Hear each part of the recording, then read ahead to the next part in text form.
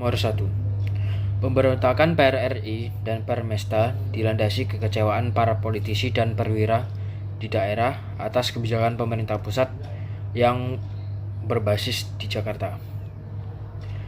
Menurut saya ada beberapa hal yang menyebabkan hal ini dapat terjadi. Contohnya pemerintah pusat dianggap sentralistis dan menganaktirikan pulau lain selain Pulau Jawa, sehingga terjadi ketidakadilan seperti pembangunan yang tidak merata dan sebagainya. Nah, kemudian para politisi dan perwira ini tidak menyukai hubungan Soekarno dan PKI, dan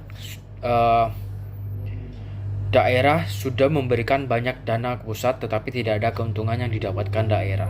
Dan menurut saya upaya yang harus diwujudkan pemerintah untuk mengatasi pergolakan serupa pada masa kini adalah sebagai berikut. Yang pertama, komunikasi yang baik antara pusat dan daerah. Hal ini penting karena jika komunikasi antar pusat dan daerah putus, maka tidak ada koordinasi sehingga akan kacau balau. Terus yang poin kedua adalah pemerataan pembangunan, fasilitas pendidikan, kesehatan, dan dalam segala aspek, sehingga tidak ada ketidakadilan yang muncul antar daerah dan pusat. Kemudian diberlakukannya otonomi daerah. Yang dimaksud otonomi daerah adalah pemberian kekuasaan kepada daerah untuk mengatur daerahnya sendiri. Tetapi pemerintah daerah juga harus melaksanakan kekuasaannya sesuai dengan pemerintah pusat, dalam artian memiliki ketentuan-ketentuan. Kemudian nomor 2, tokoh yang saya pilih adalah Profesor Dr. Insinyur Haji Baharudin Yusuf Habibie, atau yang kerap kita panggil B.J. Habibie. Menurut saya beliau memegang peran penting dalam menjaga integritas bangsa. Saat beliau menjabat sebagai presiden ketiga, beliau memberikan banyak kemajuan bagi negara, salah satunya memberikan kebijakan demokratis.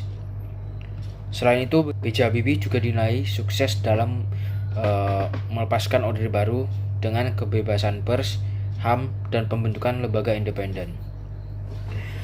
Kebebasan pers pada pemerintah B.J. Habibie juga dibuka luas.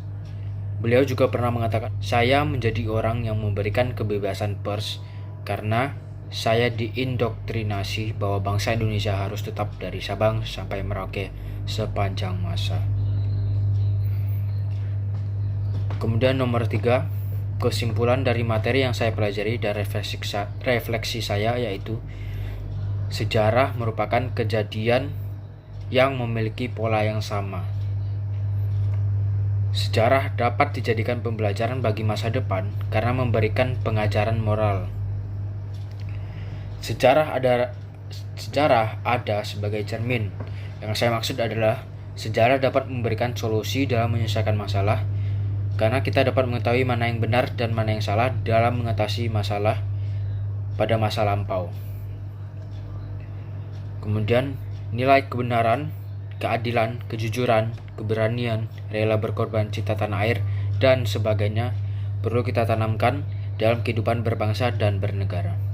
Sekian, terima kasih.